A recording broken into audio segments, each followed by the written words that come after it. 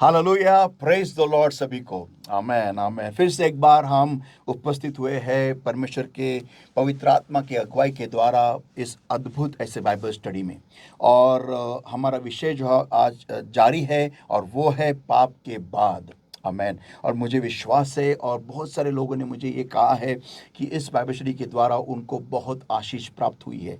तो कोई वक्त ज़ाया न करते हुए चलिए हम तुरंत इस बाइबल स्टडी में घुस जाए और आज थोड़ा थोड़ा और गहरे जाएंगे, थोड़ा डीप जाएंगे और परमेश्वर के वचन के द्वारा इस अद्भुत विषय को और गहराइयों में हम जानेंगे। आइए हम दुआ करें।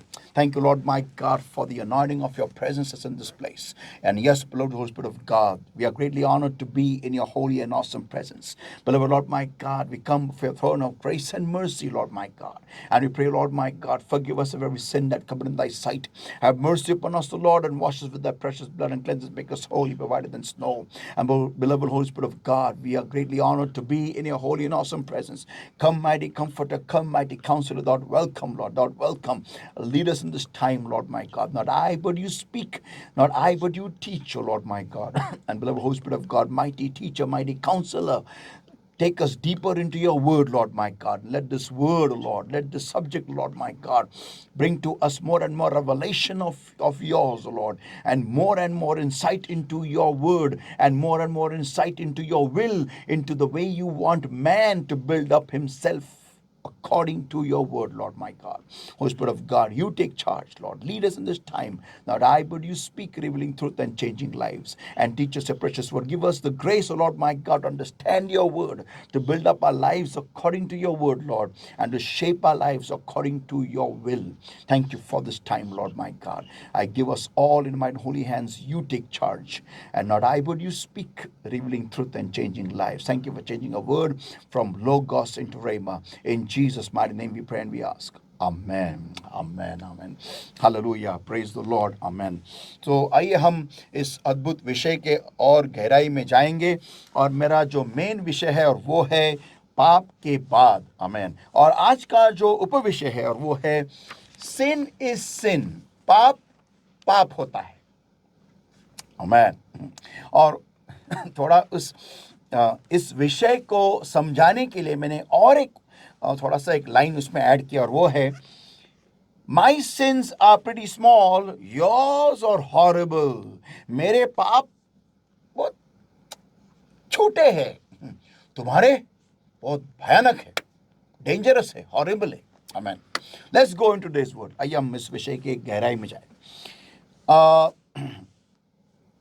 मैंने बहुतांश बार कई सारे विश्वासियों के साथ जब बात की है और जब लोग मेरे पास आते हैं एक पासबान होने के नाते, और मसीह में जो भाई बहन हैं उनके साथ उनका जब उनका रिलेशनशिप या हम कहते हैं नाता जुड़ जाता है और जब वो आपस में बात करना शुरू करते हैं और रहना शुरू करते हैं और रहते रहते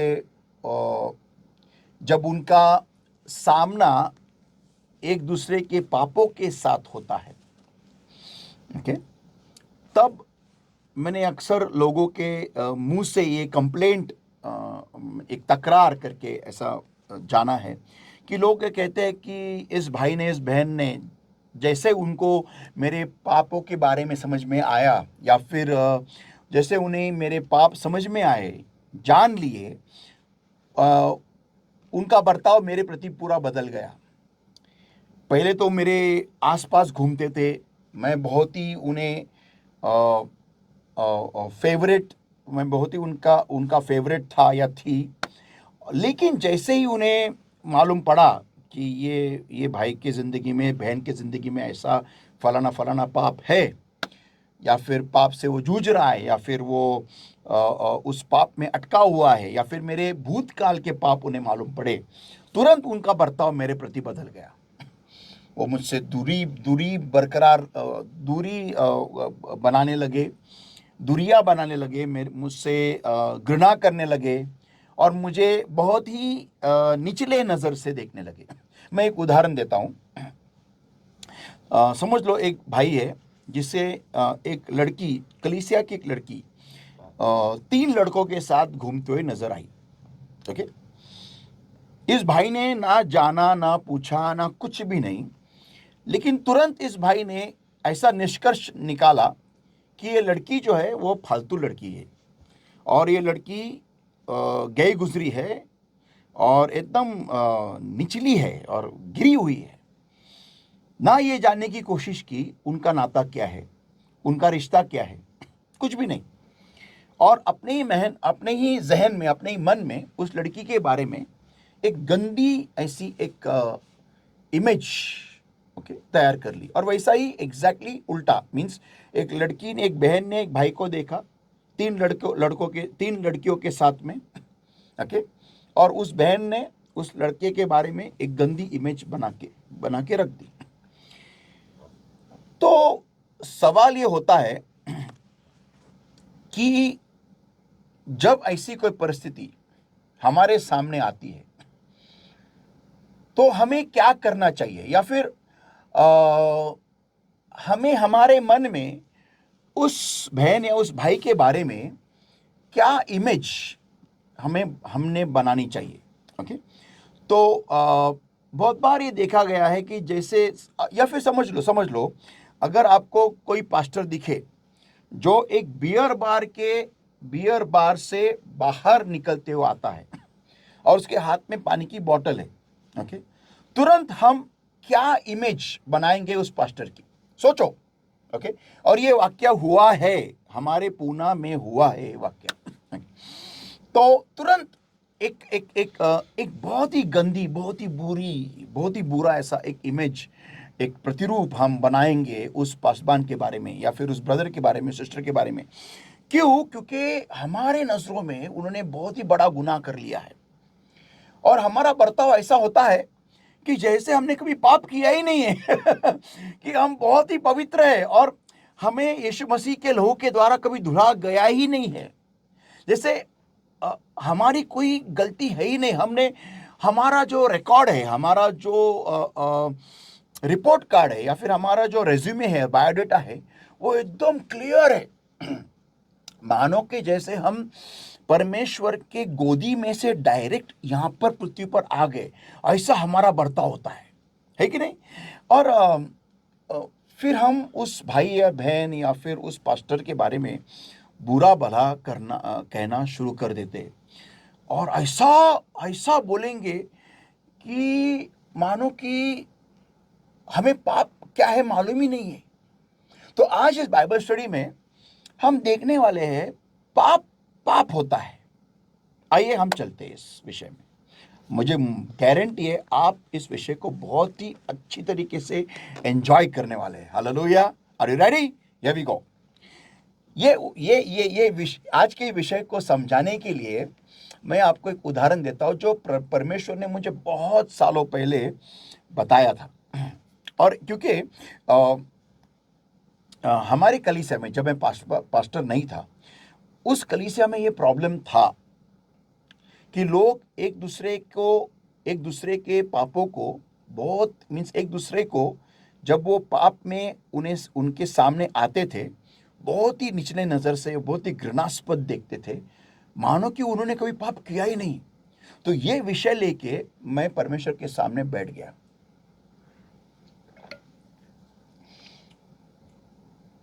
और मैं परमेश्वर से पूछने लगा कि सच में ऐसा है क्या कि मेरे पाप बड़े गंदे हैं और दूसरों के पाप बहुत बड़े अच्छे हैं? तो परमेश्वर ने मुझे एक उदाहरण दिया। परमेश्वर ने मुझे बताया, मानो कि 2 भाई एक झील के किनारे बैठे हैं। एक के हाथ में बड़ा पत्थर है, दूसरे के हाथ में छोटा पत्थर है, और पहला वाला, छोटा पत्थर वाला उस झील में वो पत्थर को डाल देता है। ओके, उसके बाद में जब वो डालता है तो आवाज आती है, पुड़क पुड़क ऐसी आवाज आती है। ओके, और दूसरा जो होता है वो बड़ा पत्थर लेता है, वो भी झील में डाल देता है, और क्या आवाज आती है? भौश, बड़ी आवाज आती है, और दोनों भी पत्थर झील के तले में जाके गिर जाते हैं। तो परमेश्वर ने मुझे पूछा कि जब छोटा पत्थर अंदर गया तो क्या हुआ। मैंने कहा कि छोटी सी आवाज आई, ओके, लेकिन वो कहाँ गया? वो झील के तल पे ही, झील का जो तल है, जहाँ पर उसकी भूमि है, ग्राउंड जीरो, वहां पर जाके गिर गया, ओके। और जब बड़ा पत्थर गिरा तो आवाज बड़ी आवाज आई, भूश। लेकिन वो कहाँ गया? तो वो भी नीचे ही गया, ओके। तो इसका मतलब तुम बड़ा पत्थर लो या छोटा पत्थर लो, दोनों भी नीचे ही जाएंगे, राइट? उस ग्राउंड जीरो या फिर जो झील का जो बॉटम है, सबसे लास्ट पार्ट है, वहीं पर जाके सेटल होने वाले, राइट? बराबर है। वैसा ही पाप है परमेश्वर के नजरों में। तुम बड़ा पाप करो या छोटा पाप करो, परमेश्वर के नजरों में पाप पाप होता है, ओके। परमेश्वर के नजर में कोई बड़ा पाप, कोई छोटा पाप ऐसा नहीं होता है। देखो, इंसान के नजर में पाप छोटा बड़ा हो सकता है, लेकिन आपको मैं एक गुड न्यूज बताता हूं। स्वर्ग के सिंहासन पे जहां पर इंसान का न्याय होने वाला है, वो न्याय कोई इंसान नहीं करने वाला, परमेश्वर करने वाला है। और उसके नजर में पाप पाप है, आमेन। फिर आप कुछ भी पाप करो, फिर आपने एक पेंसिल चुराई हो या फिर आपने एक बैंक चोरी की हो, दोनों भी परमेश्वर के नजरों में पाप ही है, आमेन। इस बात को हमें समझना जरूरी है, ओके। तो आइए हम अभी इस वचन को, इस स्टडी को हम शुरू करते हैं। आइए हम खोलेंगे रोमियो की पत्री, इसका 6वां अध्याय, वचन 23। Romans chapter 6 verse 23।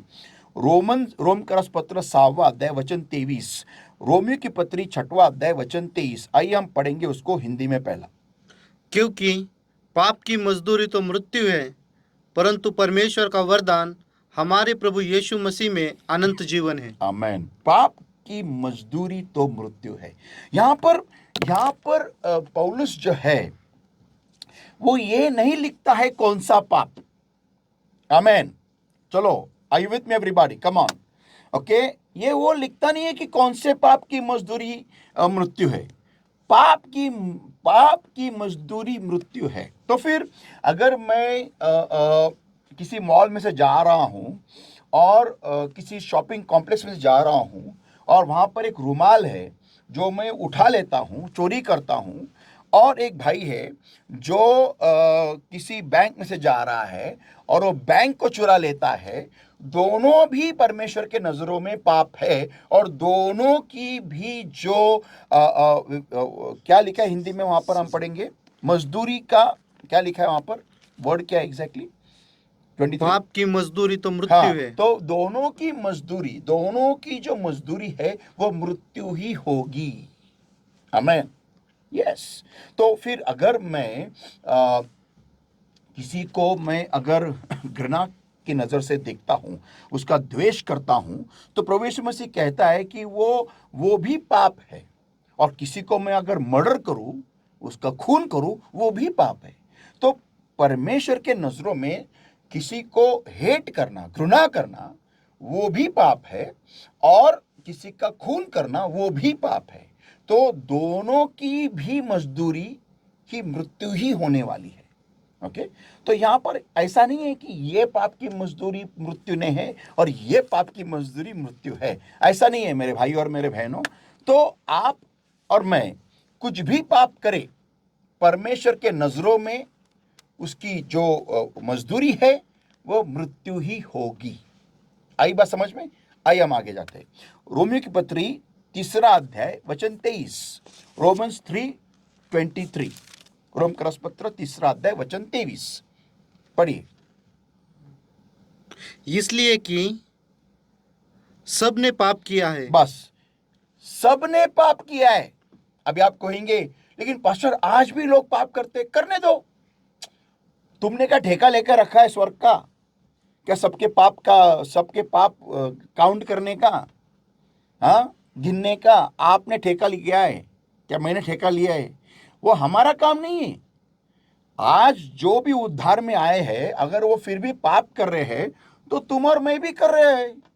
ऐसा नहीं कि हम लोग बहुत साफ है, नहीं है, नहीं है। अगर हमारा ट्रैक रिकॉर्ड परमेश्वर सबके सामने खोल देगा ना, तो हम कभी वापस कलीसिया में नहीं आएंगे। मैं आपको गारंटी से लिख के देता हूं, गारंटी। आइए आपका खून दीजिए मुझे, मैं आपको लिख के दे दूं स्टैम्प पेपर के ऊपर कि अगर हमारा ट्रैक रिकॉर्ड परमेश्वर खोल देगा कलीसिया में सबके सामने, तो हम फिर से कभी कलीसिया में मुंह नहीं दिखाएंगे। हाँ, ये फैक्ट है।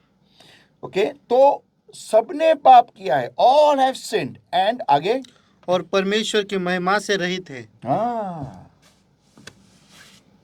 फैक्ट है ये।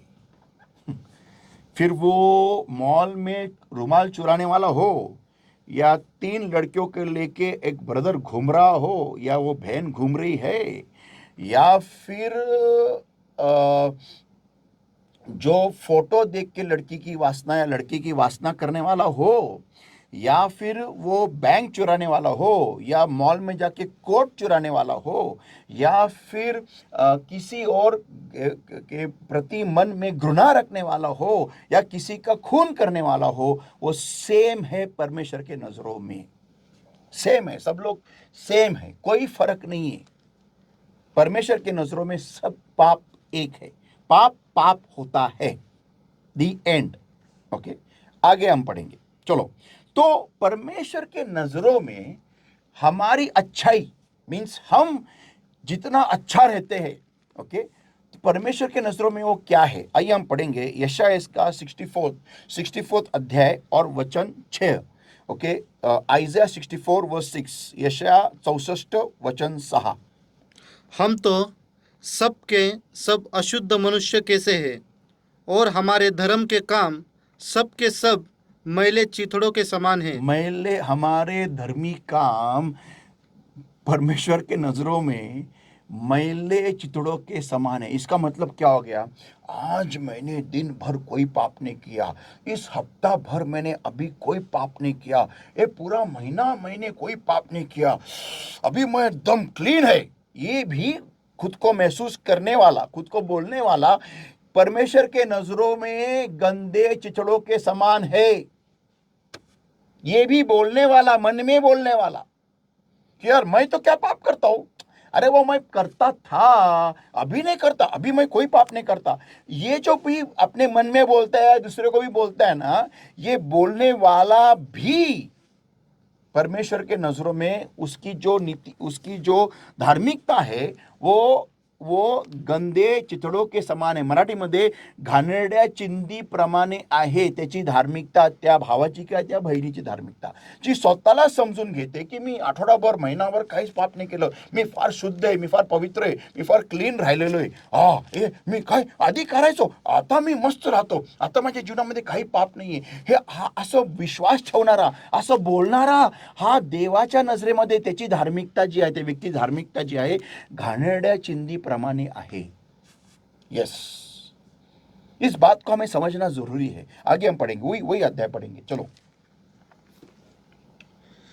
हम सब के सब पत्ते के समान मुरझा जाते हैं। हम सब के सब पत्ते के समान मीन्स पेड़ का जो पत्ता होता है उसके समान मुरझा जाते हैं। वाह, ये हमारी असलियत है।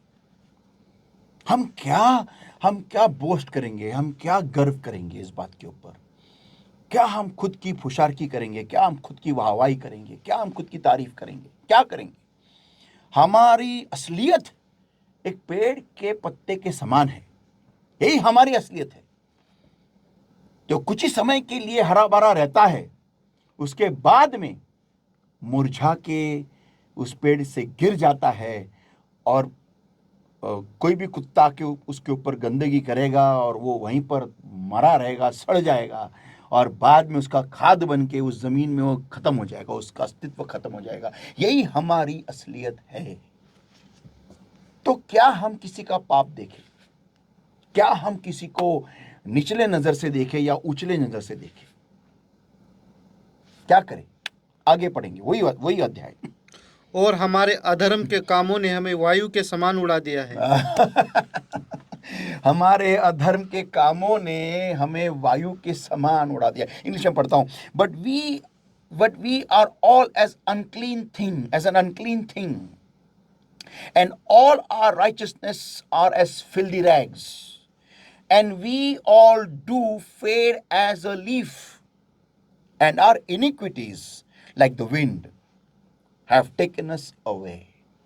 फैक्ट है, ये हमारी सच्चाई है। तो परमेश्वर के लोगों, जब मैं किसी भाई या बहन को पाप में देखता हूं तो मुझे सबसे पहले ये याद आना चाहिए कि अरे तू कितना पापी है। मुझे ये याद आना कि तेरा ट्रैक रिकॉर्ड क्या है। तू 5 मिनट पहले क्या कर रहा था, नहीं भी कर रहा था, लेकिन तू कैसे, तुझे किस कृपा की जरूरत पड़ी। जिस कृपा के द्वारा आज तू खड़ा है, वही कृपा तुझे सामने वाले की जिंदगी में इस्तेमाल होने के लिए तुझे रुकना पड़ेगा। यस, तुझे सामने वाले के जिंदगी में परमेश्वर की वही कृपा कार्यरत होने तक तुझे उस व्यक्ति के लिए, उस भाई उस बहन के लिए तुझे सब्र रखना पड़ेगा तुझे, कि ताकि वो एक दिन, और आपको उस भाई और बहन के लिए जो पाप में अटका हुआ है, इसके लिए आपको मध्यस्थी करना जरूरी है, उसके लिए आपको दुआ करनी जरूरी है, परमेश्वर के सामने उस भाई और उस बहन को ऊंचा उठाना जरूरी है, कि ताकि वो भाई और बहन परमेश्वर की कृपा के नीचे आ जाए और वो खुद उस पाप से फिर जाए और बदल जाए और सुधर जाए। ये हमारा काम है। आमेन। ना कि उस भाई और बहन को पत्थर मारना, ना कि उस भाई और बहन को गंदी नजर से देखना, ना कि उस भाई और बहन को निचले नजर से देखना। यह हमारा काम नहीं है, क्योंकि हमें भी उसी कृपा के द्वारा हमारा उद्धार हुआ है और हम अभी तक परमेश्वर में जिंदा है और चल रहे हैं। हालेलुया, आमेन। आइए हम आगे बढ़ते हैं। ओके, रोमियो की पत्री 3 अध्याय वचन 9 से 12। Romans chapter 3 verses 9 to verse 12। Romans 3 verses 9 to verse 12। Rome का पत्र 3 अध्याय वचन 9 से वचन 12। आइए हम पढ़ते हैं। रोमियो की पत्री 3 अध्याय वचन 9 से 12 तक पढ़िए। तो फिर क्या हुआ? क्या हम उनसे अच्छे हैं? कभी नहीं, क्योंकि हम यहूदियों और यूनानियों दोनों पर यह दोष लगा चुके हैं कि वे सब के सब पाप के वश में हैं। और जैसा लिखा है, कोई धर्मी नहीं। देखो, सब के सब पाप के वश में है, सब के सब। जब तक तुम इस शरीर में रहोगे, तुम और मैं, हम सब इस पाप के वश में रहने वाले हैं। आगे पढ़िए। कोई धर्मी नहीं, एक भी नहीं। कोई धर्मी नहीं, एक भी नहीं, not even one, not even one. ये खुद बाइबल कहता है, नॉट इवन वन, एक भी नहीं है। तो क्या हम किस अधिकार से किसी को गंदे नजर से देख सकते हैं, बुरे नजर से देख सकते हैं, निचले नजर से देख सकते हैं? क्यों? क्योंकि आज हम वो पाप नहीं कर रहे हैं जो वो कर रहा है। रॉन्ग, गलत है ये। हाँ, तुम किसी को सुधार सकते हो, लेकिन न्याय करने के नजर से नहीं, अधिकार जमाने के नजर से नहीं, लेकिन उस नजर से कि ताकि वो भाई और बहन उसी प्यार में आगे बढ़े, परमेश्वर यीशु मसीह में, उद्धार में। आमेन।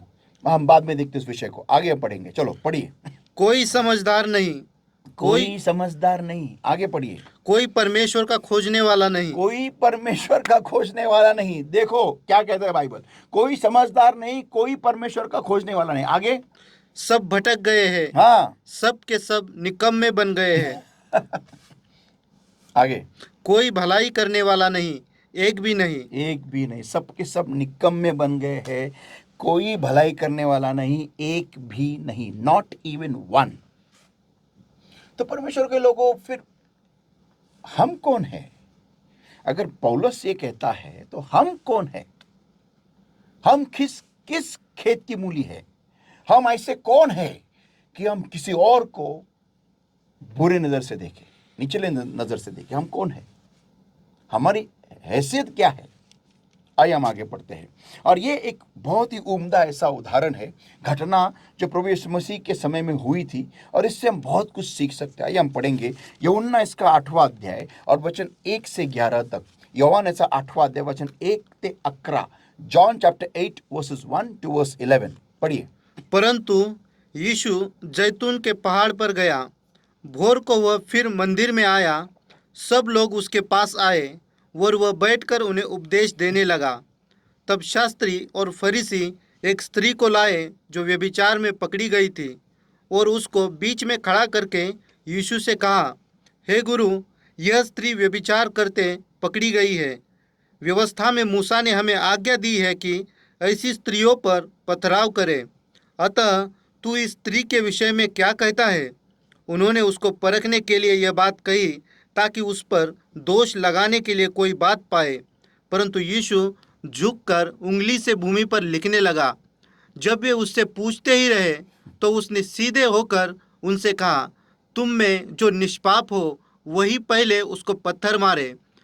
और फिर झुककर भूमि पर उंगली से लिखने लगा। परंतु वे वह सुनकर बड़ों से लेकर छोटे तक एक एक करके निकल गए और यीशु अकेला रह गया और स्त्री वही बीच में खड़ी रह गई। यीशु ने सीधे होकर उससे कहा, हे नारी, वे कहाँ गए? क्या किसी ने तुझ पर दंड की आज्ञा न दी? एक मिनट।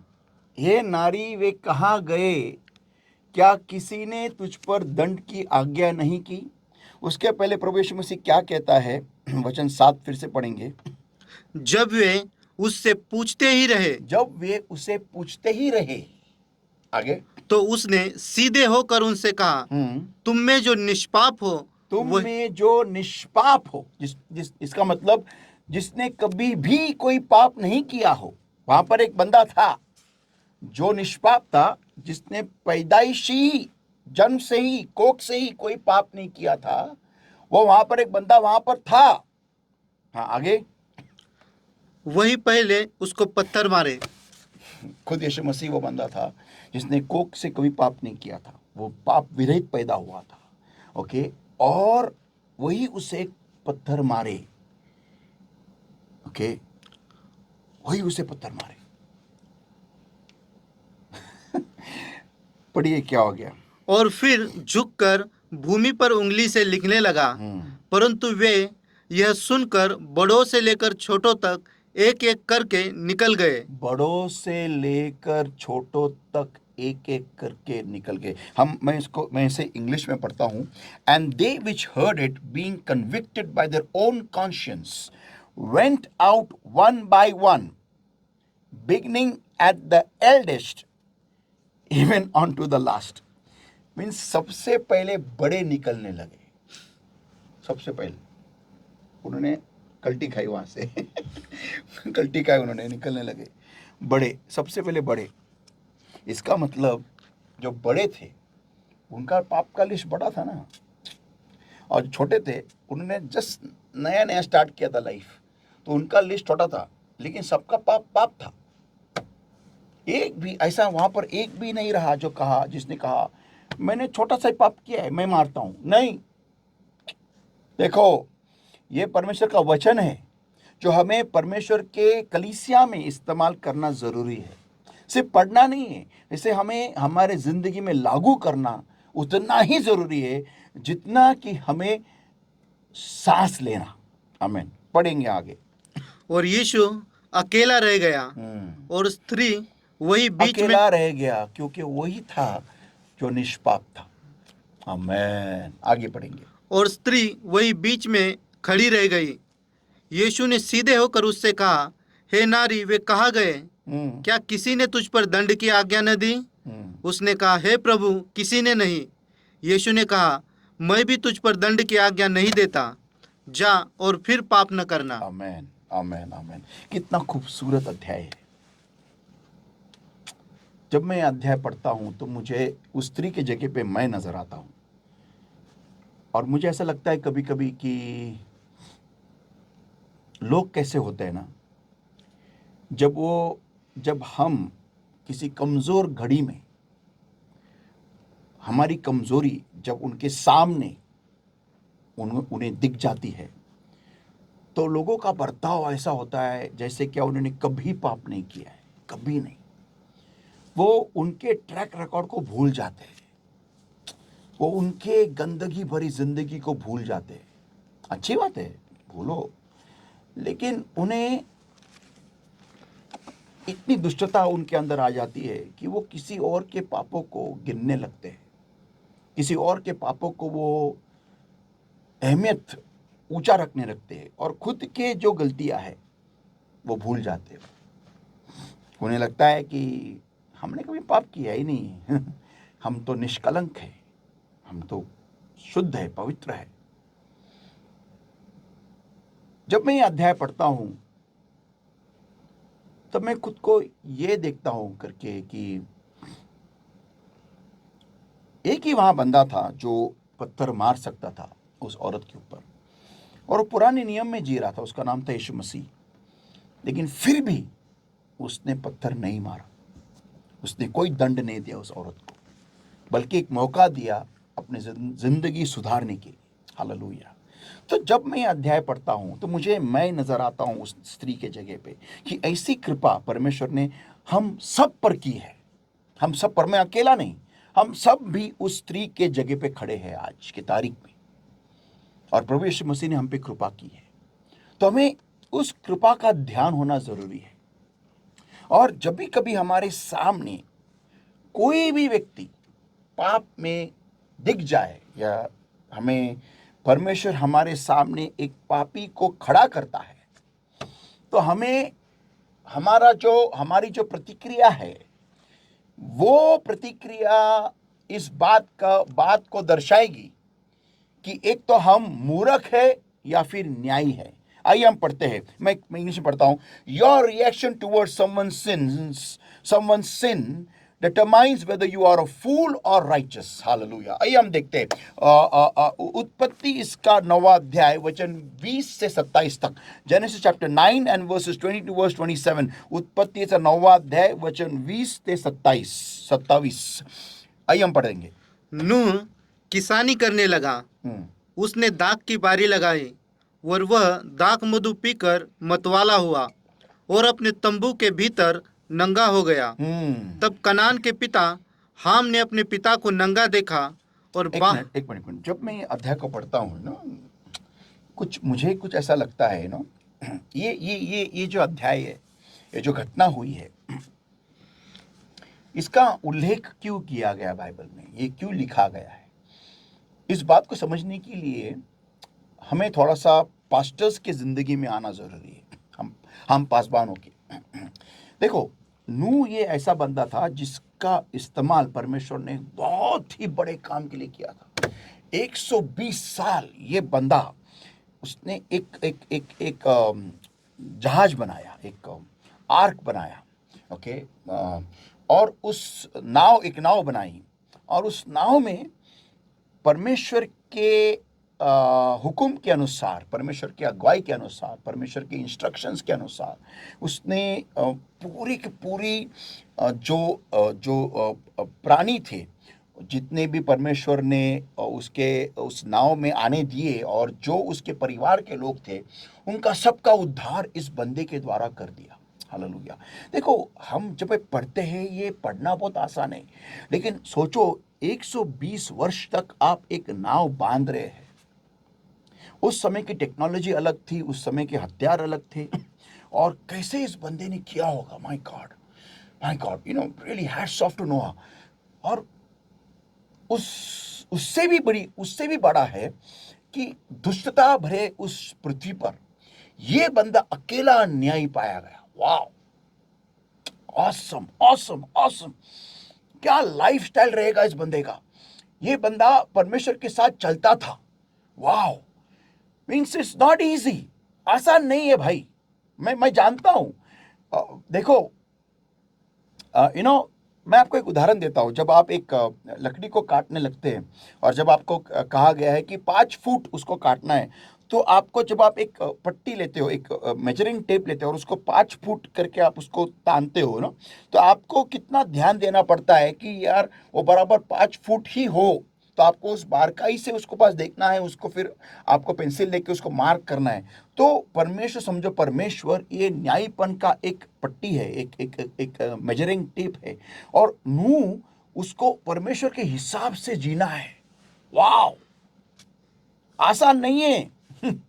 और परमेश्वर की कृपा के द्वारा नूह ने वैसी जिंदगी बिताई, और फिर परमेश्वर ने उसको एक प्लान दिया, और उस प्लान के हिसाब से, उस योजना के हिसाब से नूह ने उस उस नाव को बनाया।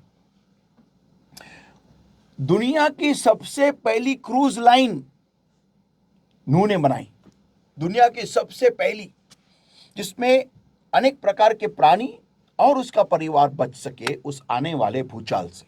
ओके, तो मीन्स ये ऐसा हो गया ना कि हम पास्टर लोग दुनिया को सच्चाई का राह दिखाते हैं, बताते हैं, प्रीचिंग करते हैं, और यीशु मसीह नामक नाव में हम सबको उद्धार के लिए बुलाते हैं।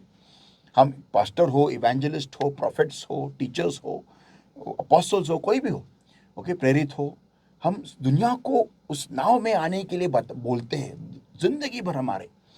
और फिर जब हमारा काम एक ऊंचाई तक जाता है और जब हम थोड़ा सा ढीले हो जाते हैं और फिर जब हम पाप में गिरते हैं, हाँ, यस, पाप में गिरते हैं, तो जो लोग हमारे आसपास होते हैं ना, उनके लिए ना ये एक शॉकर होता है, शॉकर कि यार ये बंदा दुनिया भर में सबको इतना बड़ी बड़ी बातें बोलता था, इतना परमेश्वर के गुणगान गाता था, इतने परमेश्वर की दुहाई देता था, इतना परमेश्वर के महान चमत्कार करता था, इतना अभिषेक इस बंदे की जिंदगी से निकलता था, कोट से निकलता था, रुमाल से निकलता था, इतना बड़ा उसने काम किया, लोगों का उद्धार किया, और आज ये बंदा नंगा अपने तंबू में सोया है।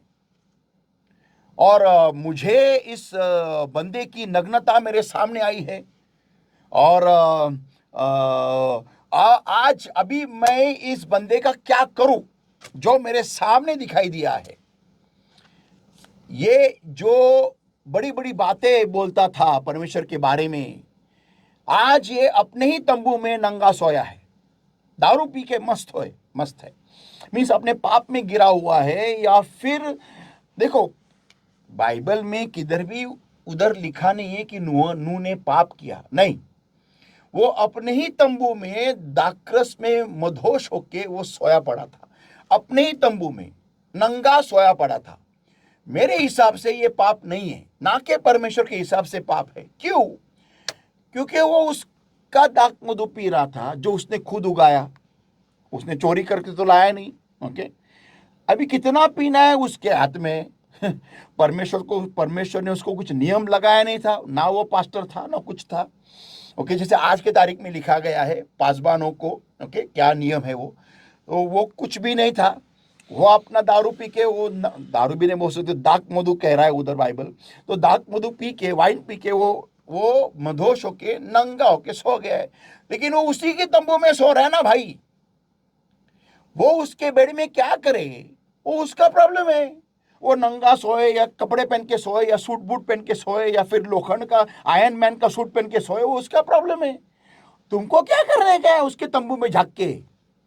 सिंपल लॉजिक है, सिंपल। एक बूढ़ा बाप, ओके, अगर अपने बिछौने पे दरवाजा बंद करके अगर अपने बिछौने पे नंगा सोता है, एक बूढ़ा बाप, अकेला बाप अपने बिछौने पे अकेला बेड पे नंगा सोता है, तो बच्चों ने बाहर खिड़की में से झांक के देखना नहीं चाहिए ना। कम ऑन, बच्चों को अक्ल चाहिए कि मैं, हमारे बाप की रूम है, उधर वो हमारा बाप कुछ भी करे, हमें हमारे बाप के ऊपर नहीं जाना चाहिए। वो बाप ने खिड़की बंद करना भूल गया, लेकिन दरवाजा तो कड़ी लगाया ना अंदर से, और वो नंगा अंदर सो रहा है, वो कुछ भी करके सो रहा है, वो उसका प्रॉब्लम है और परमेश्वर देख लेगा। मुझे, मेरी इतनी हैसियत नहीं, मेरी इतनी औकात नहीं है कि मैं खिड़की से उसका पाप झांक के देखूं, जो कि खुली रही गई है गलती से।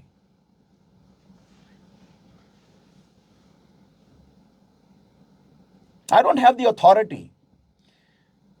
बच्चा कितना भी बड़ा बन जाए, वो बाप से बड़ा कभी नहीं बन सकता। तो नूह अपने ही तंबू में नंगा सोया हुआ था, और इस बच्चे को, इस भाई को, इस बंदे को, हैम,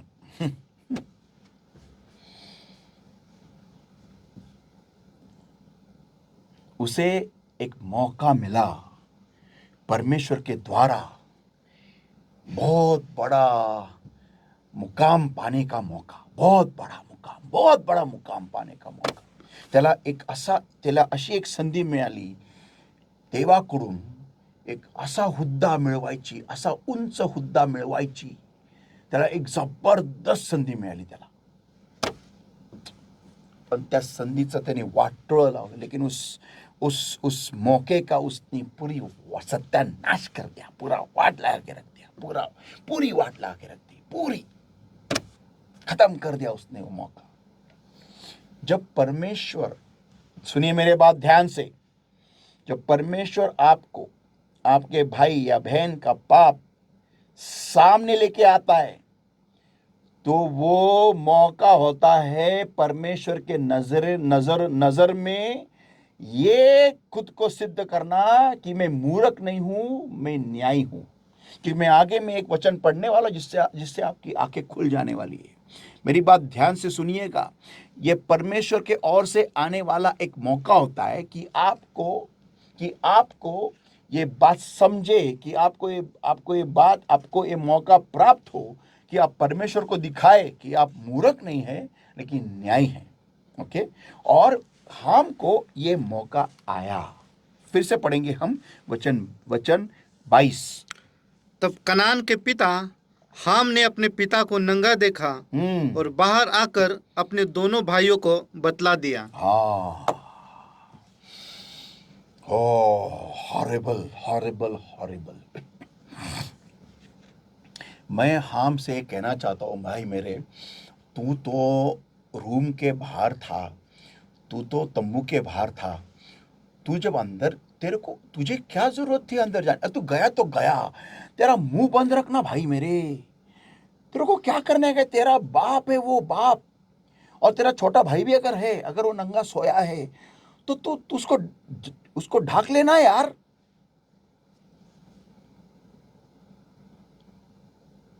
तू कौन सा कपड़े पहन के सोता है?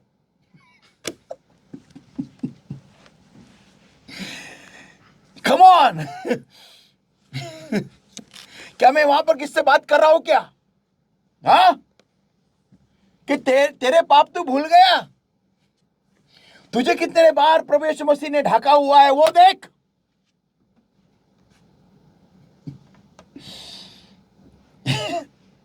मैं तो कहता हूं, ये ना, ये जो अध्याय है ना, ये हर दिन, हर रविवार को, हर इतवार को, हर शनिवार को, कभी मीटिंग हो ना, पहला ये सिखाओ कलीसियाओं में, पहला ये सिखाओ कि तू कौन सा दूध का धुला हुआ है और बाकी सब लहू के धुले हुए हैं. तू कौन सा ऐसा साफ है? हाँ, तू है कौन? My God.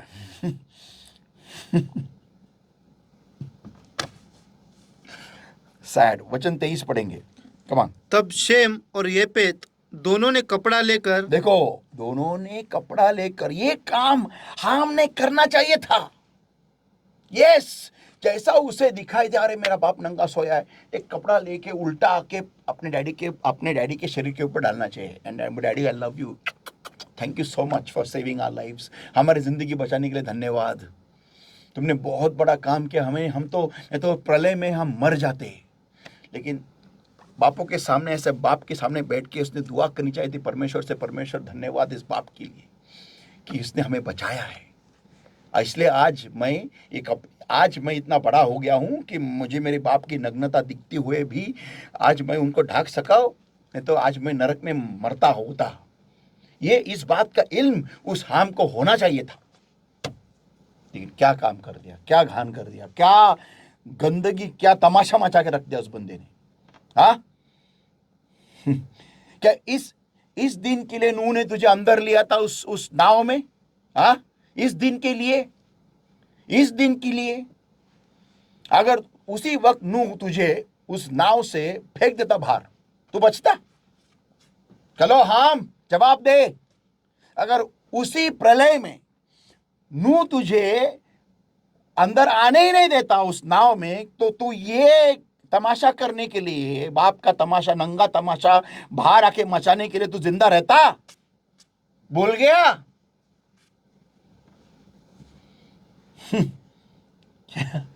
बेवकूफ होते ना लोग. पढ़िए. और पीछे की ओर उल्टा चलकर अपने पिता के नंगे तन को ढांप दिया। आमेन। और वे अपना मुख पीछे किए हुए थे, इसलिए उन्होंने अपने पिता को नंगा न देखा।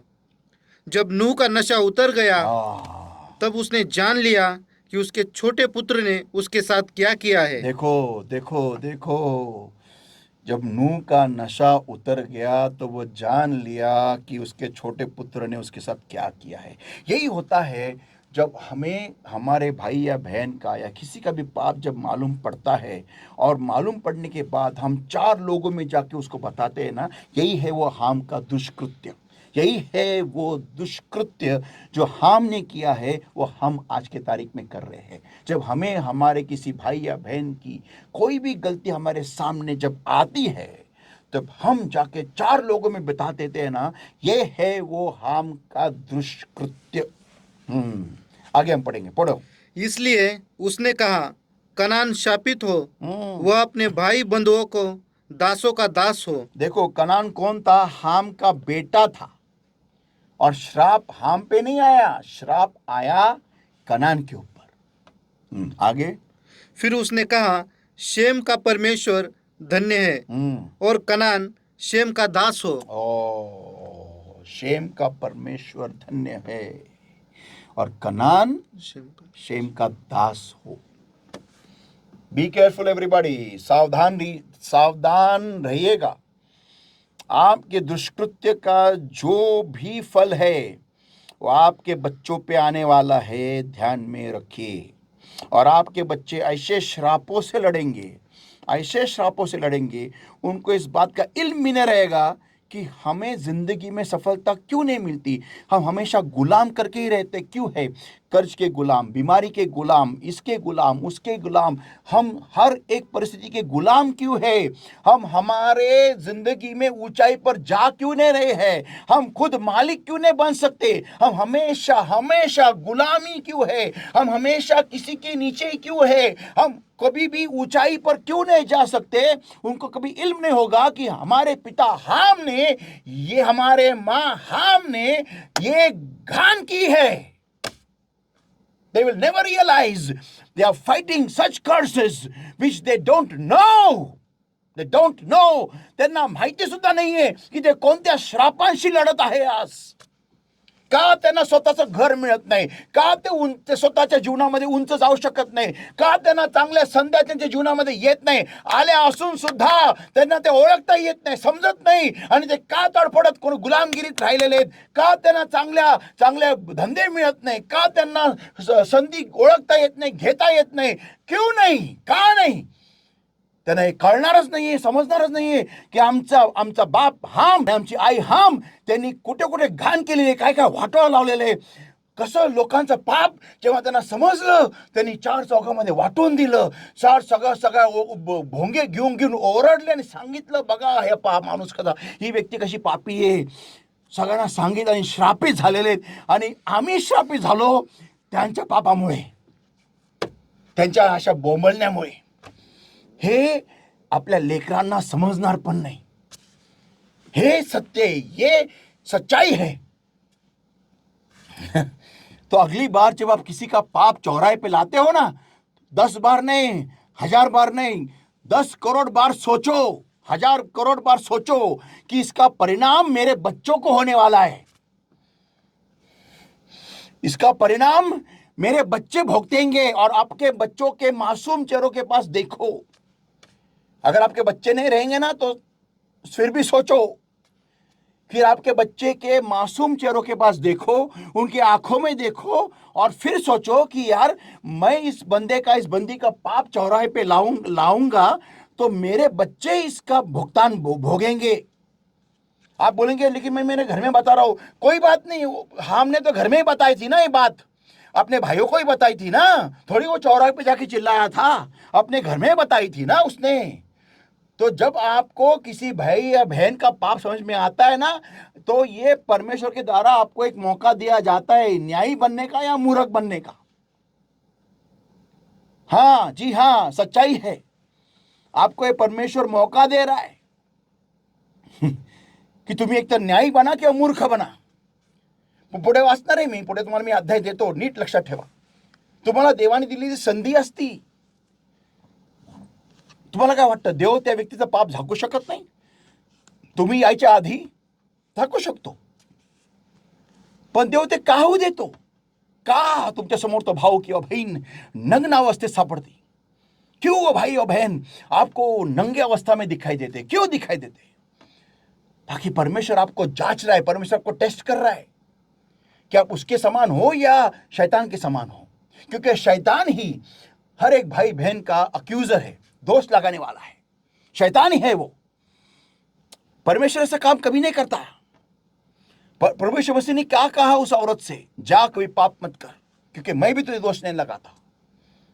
इस बात को समझना चाहिए हमें कलीसिया में आज की तारीख में. यस, तो जो ये हाम था उसका उसके गलती का भुगतान कौन कर रहा था? कनान कर रहा था, और किया. हम देखते क्या हुआ कनान के साथ में. बाद में इस्राएल राष्ट्र कैसे आया और क्या किया उस कनान के साथ में हम देखते हैं.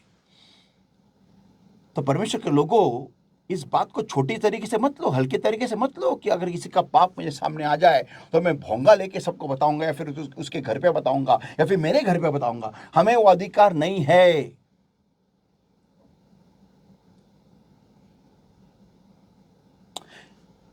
पढ़िए क्या होता है आगे. परमेश्वर येपेत के वंश को फैलाए और वह शेम के तंबुओं में बसे और कनान उसका दास हो.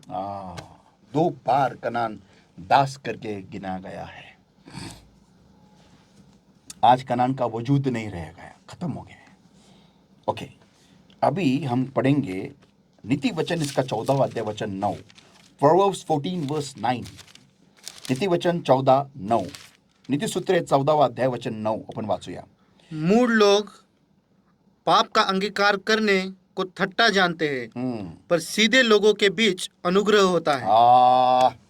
Fools make a mock at sin, but amongst the righteous there is favor. जब भी कभी एक व्यक्ति जब किसी के पाप को देखता है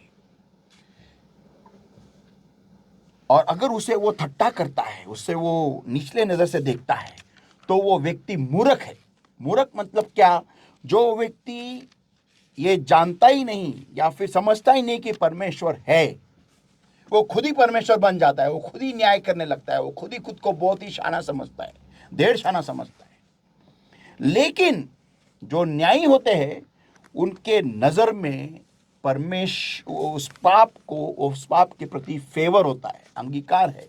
उस पापी को अंगीकारता है, उसको समझ लेता है, उसको वो ढक लेता है, उसको वो एक अनुग्रह का एक वातावरण उस व्यक्ति के ऊपर निर्माण करता है, और उसका पाप किसी को देखने नहीं देता है. वो किसी को भी देखने नहीं देता है. यह है एक न्यायी की पहचान. या तो जब अगली बार जब परमेश्वर आपके सामने किसी का पाप खुलासा कर रहा है, जानबूझ के होने दे रहा है, तो इसका मतलब परमेश्वर आपको चेक कर रहा है. भाई मेरे, बहन मेरी, ये बात को समझ लो. परमेश्वर आपको चेक कर रहा है, आपकी परीक्षा ले रहा है कि आप मूर्ख हो या न्यायी हो. आमीन. आइए हम आगे पढ़ते हैं. अभी मैं आपके सामने एक उदाहरण प्रस्तुत करता हूं. ओके, इस उदाहरण को ध्यान से सुनिएगा. अभी मेरे मैसेज के आखिर में आया हूं. मैं इस उदाहरण को आपके सामने प्रस्तुत करता हूं. उदाहरण को ध्यान से सुनिएगा और फिर आप खुद सोचो और आप खुद बताओ, एनालिसिस करो, एक एनालिसिस करो उसको, और खुद सोचो कि कौन गलत है इसमें. Okay, let's go. 2 व्यक्ति है. एक व्यभिचार में अटका हुआ है और दूसरे को, दोनों भी विश्वासी है, दूसरे को उसका व्यभिचार में रहना मालूम पड़ जाता है. ओके, 2 बिलीवर है. एक व्यभिचार में अटका हुआ है और दूसरे को, जो कि व्यभिचार में नहीं है, उसे मालूम पड़ता है कि वो क्या व्यभिचार कर रहा है या रही है. नाउ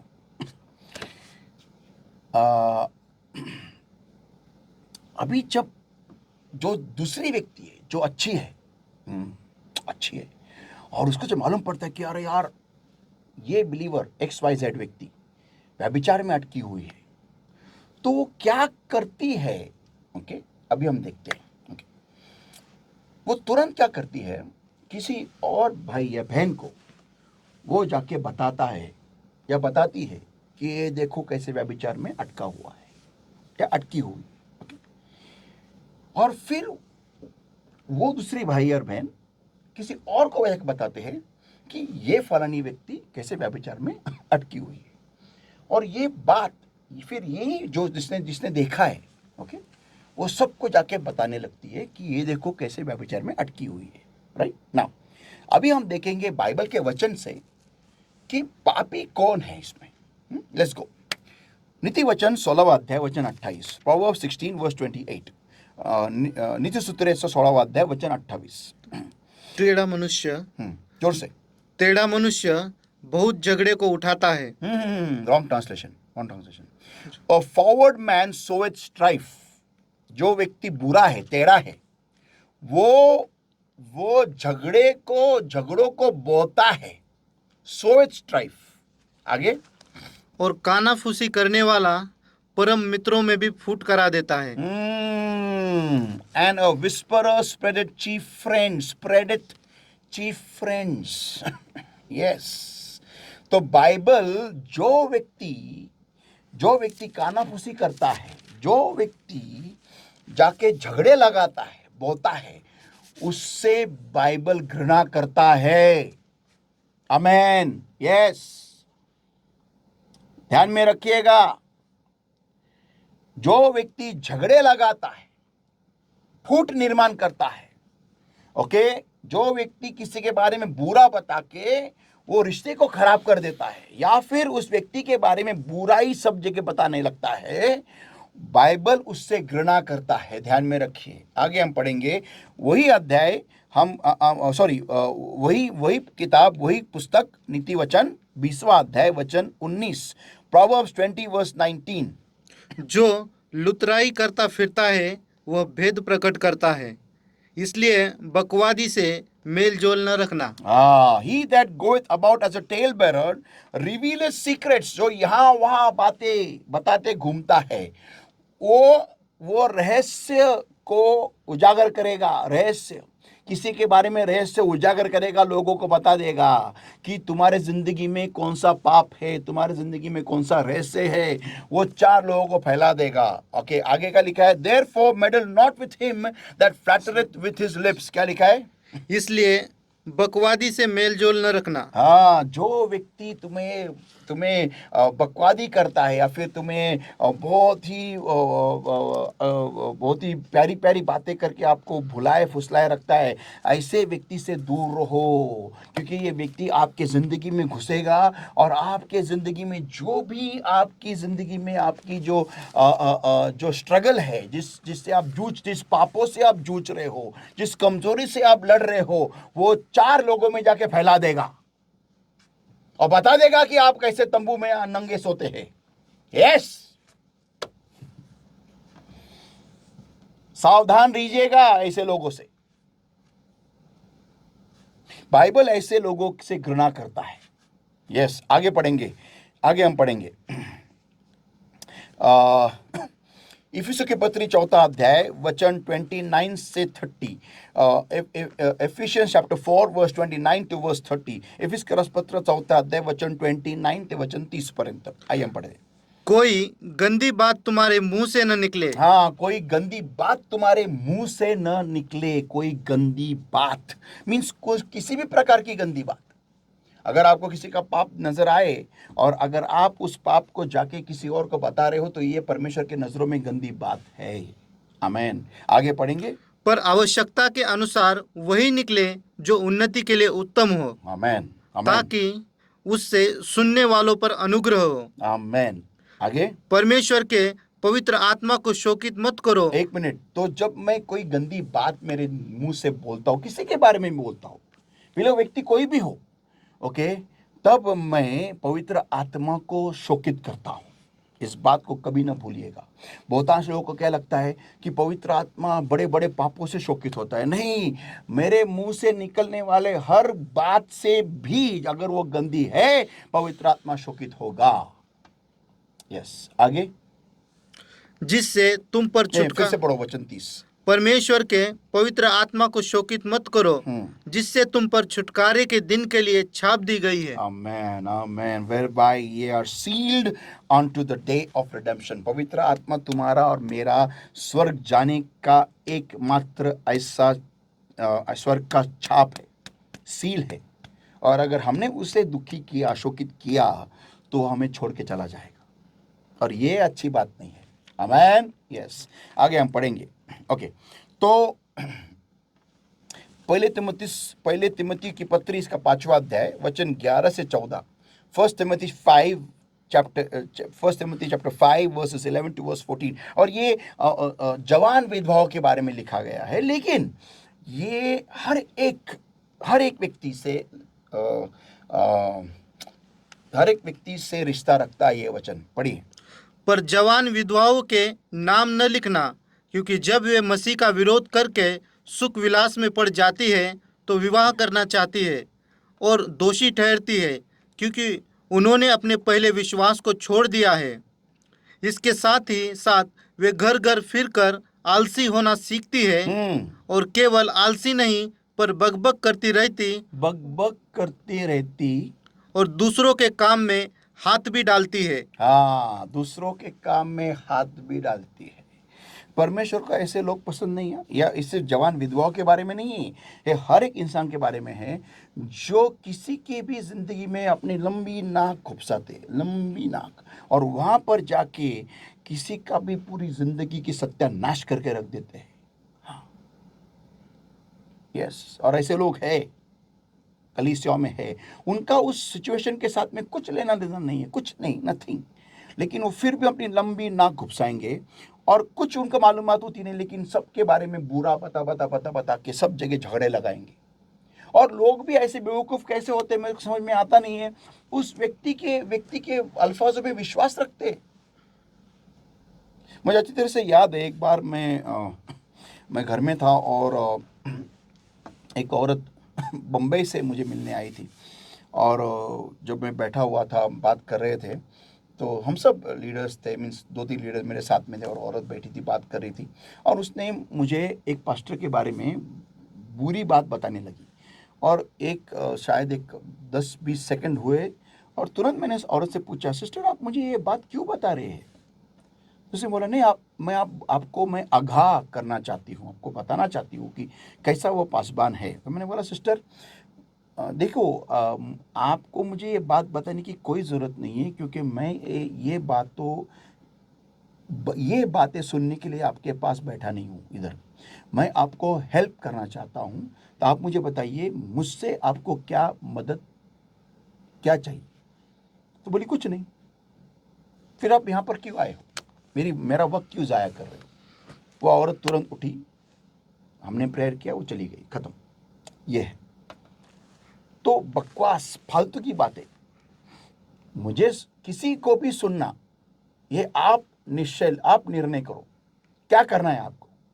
अगर आपको लगता है कि आपके कान कमोड़ है तो करो, लेकिन अगर आपको लगता है कि मेरे कान कमोड़ नहीं है, मेरे कान परमेश्वर के वचन और कोई अच्छी बात सुनने के लिए ही बनाए गए हैं, तो आप वैसा आपकी ज़िंदगी में वैसी होशियारी रखो और वैसा पालन करो। आमेन।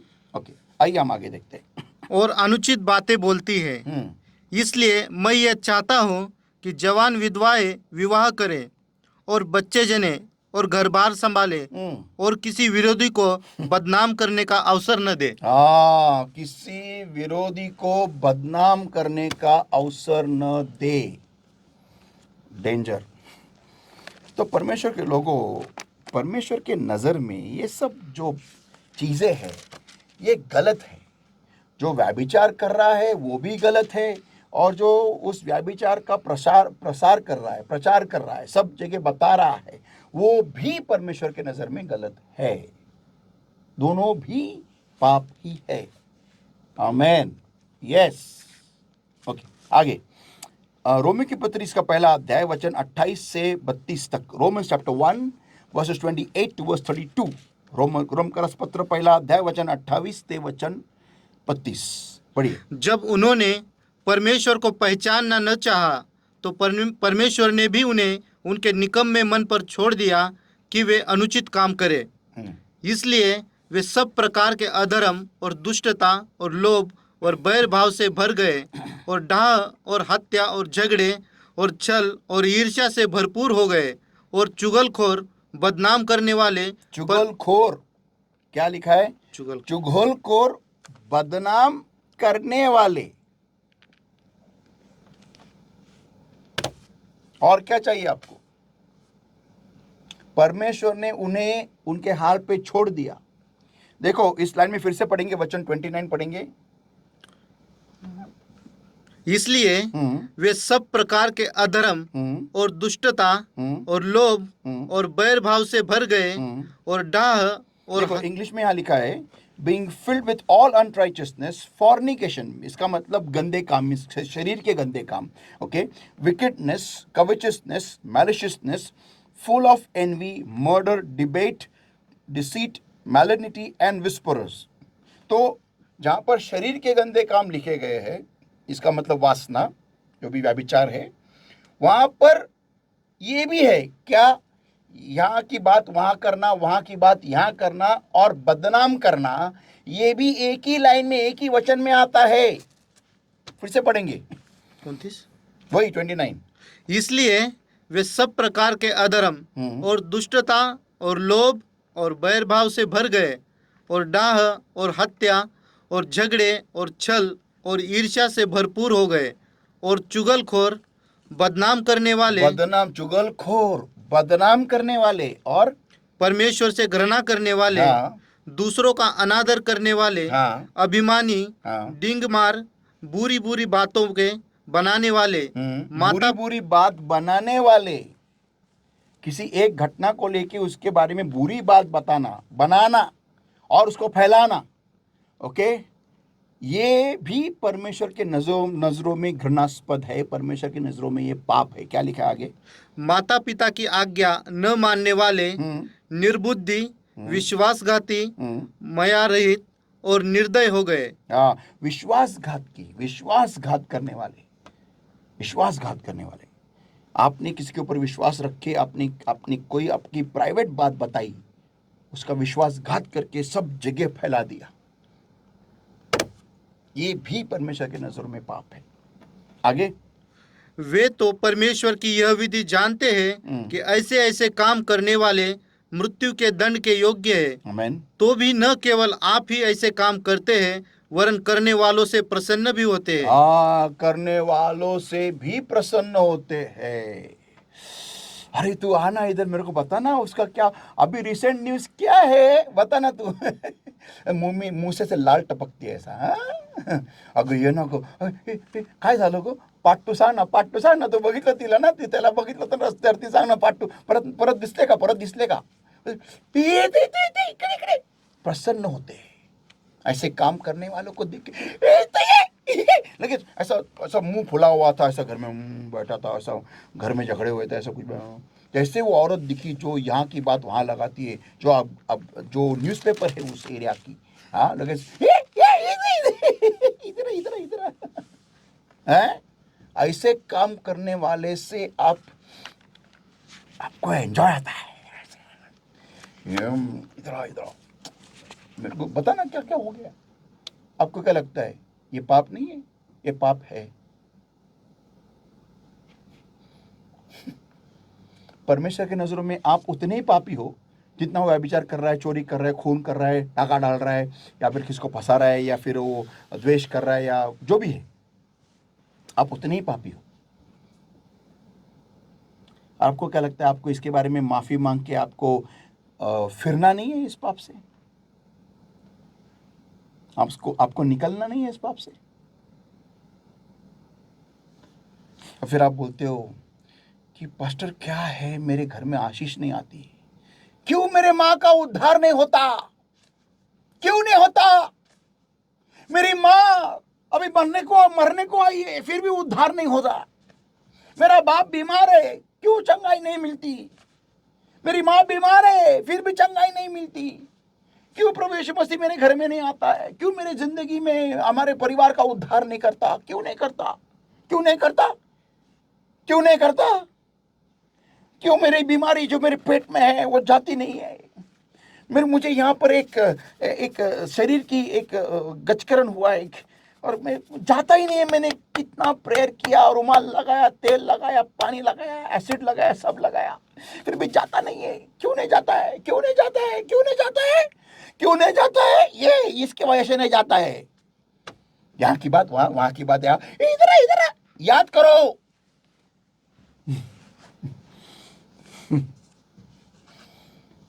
कब कब कब मेरे जिंदगी में, हमारे परिवार में उद्धार आएगा? कब आएगा? ये बात करना बंद कर। ये यहां से वहां, वहां से यहां, ये बंद कर। किसी को गंदी नजर से देखना बंद कर। किसी को घृणास्पद नजर से देखना बंद कर। जब भी कभी तुम्हें लगता है कि पापी है, तब ये बोलो, ए तू पापी है, और तुझे जिस कृपा के द्वारा परमेश्वर ने ऊंचा उठाया है, वही कृपा उसके ऊपर इस्तेमाल कर, उसको भी तेरे नजर में ऊंचा उठा। अगली बार ये सोचो।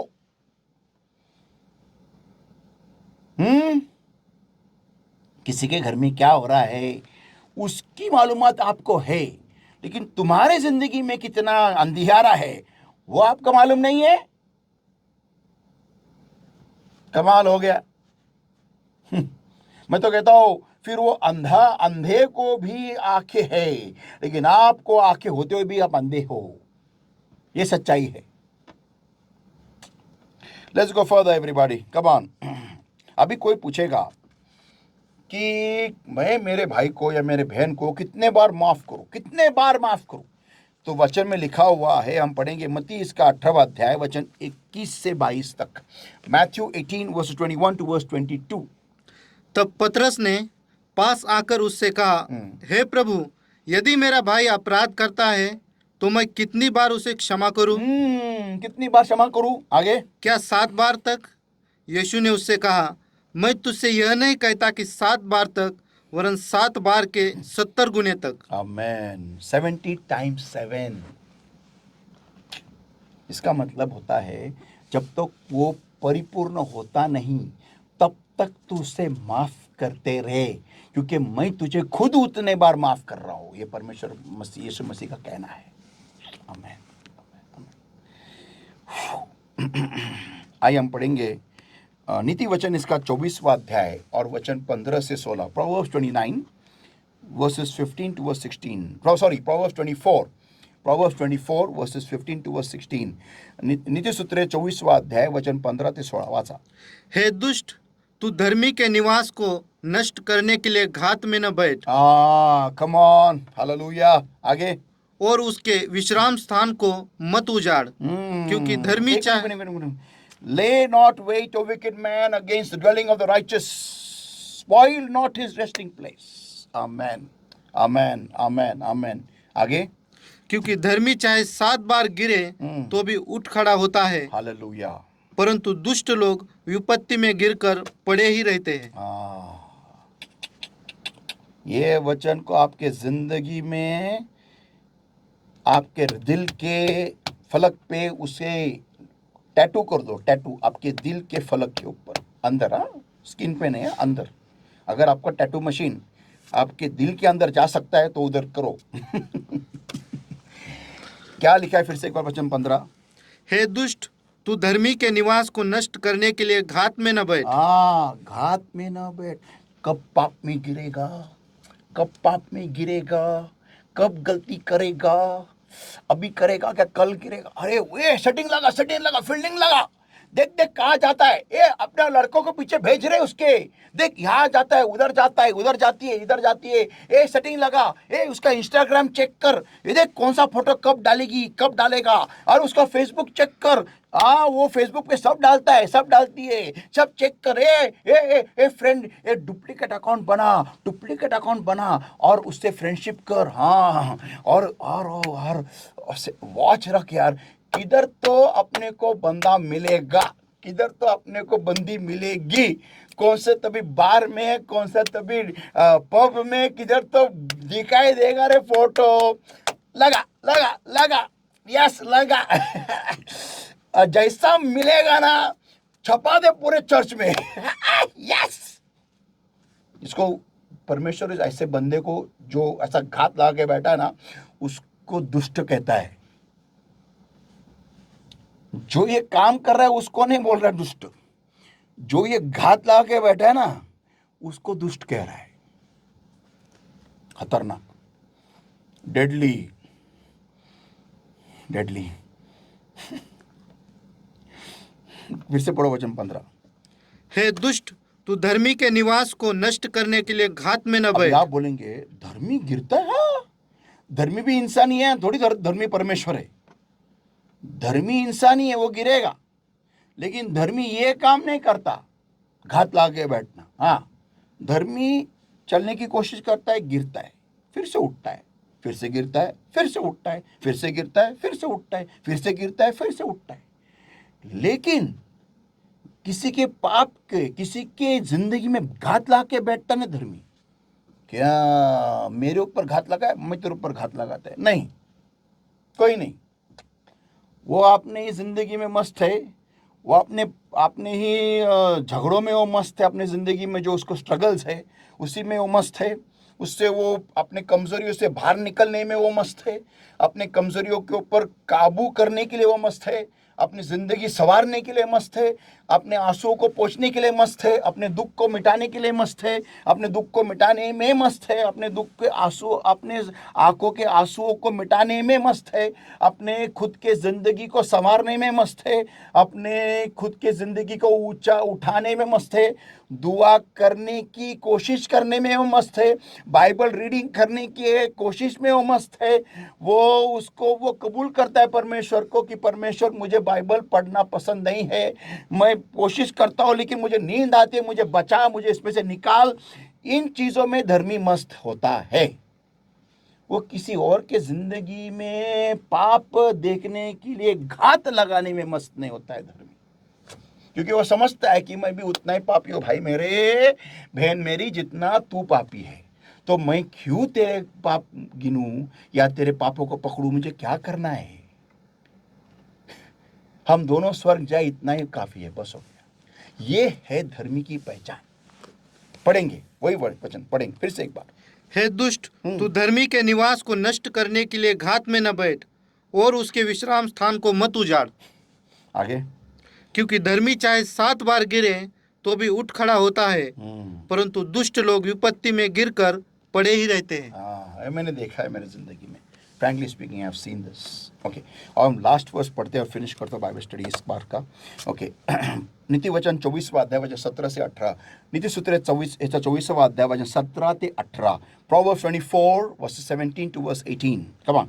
जब तेरा शत्रु गिर जाए तब तू आनंदित न होना, और जब वो ठोकर खाए तब तेरा मन मगन न हो। ओ पीपल ऑफ गॉड, ध्यान में रखिएगा। कहीं ऐसा ना हो। जब भी कभी आपके सामने आपका शत्रु गिरता है ना, तो कभी भी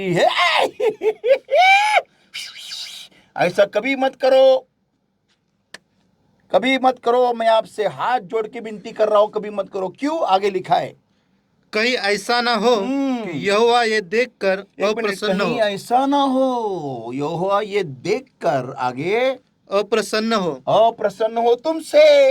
जिसने सीटी बजाई थी अभी, नाचा था, हाँ, आपसे अप्रसन्न न हो, और आगे, और अपना क्रोध उस पर से हटा ले। Let's pray. Thank you, Lord, my God, for this word, Lord. I seal this word in the hearts of the precious blood, precious oil and fire of the Holy Spirit. And I pray, Lord, give your people the grace to understand this word and to change their outlook towards a sinning brother or sister. Help us to bring forth fruit 100-fold. Thank you, Jesus. In Jesus' name I pray and I ask. Amen. Hallelujah. And Lord, I pray, help us all. Give us the grace, Lord, to analyze our own life and to check our own sins and to be humble enough to give my brother, my sister who is sinning the grace which I require myself, which I use every day to stand up and to walk in you, Lord. Give us that love to love each other. In Jesus' name, amen. Thank you. Hallelujah. Hallelujah, praise Lord. अगर ये वचन के द्वारा आपको आशीष मिले तो कृपया करके इसके लाइक कीजिएगा और सबको इस सब मसीह भाई बहनों को ये मैसेज भेज दीजिए। हालेलुया। और इतना ही नहीं, अगर आपने सब्सक्राइब नहीं किया है तो प्लीज़ हमारे चैनल को सब्सक्राइब कीजिए, ऐसे ही बेहतरीन, उम्दा और दिल को छूने वाले वचन को प्राप्त करने के लिए। God bless everybody. और औकाब के नाई ऊंची ऊंची ऊंची उड़ान लीजिएगा आत्मा में, और परमेश्वर से और प्यार कीजिए, खुद को और साफ कीजिए। और ये विषय खत्म नहीं हुआ है, अगली बार फिर से हम मिलेंगे इस वचन के और गहराई में। आमीन। God bless you, love you all.